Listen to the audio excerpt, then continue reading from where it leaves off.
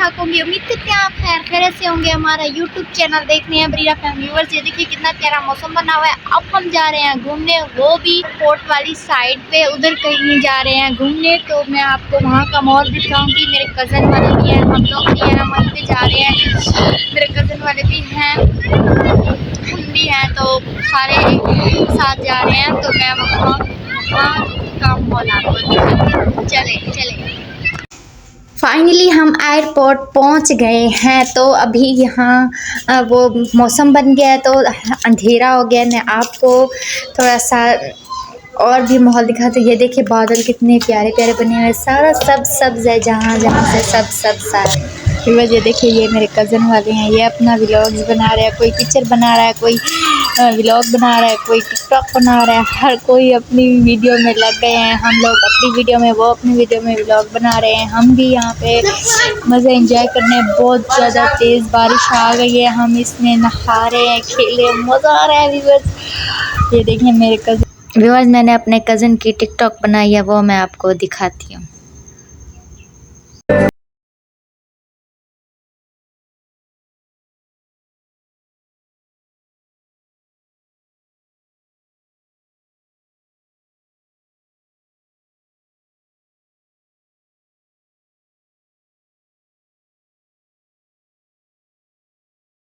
Viewers ये देखो कितना प्यारा मौसम बना हुआ है। वाह, बादल बने हुए हैं, कितने ख़तरनाक बादल बने हुए हैं, भरे हुए हैं, काले काले बादल बने हैं। यहाँ पे मैंने भी अपनी टिकटॉक बनाई है, वो भी आपके साथ शेयर करती हूँ।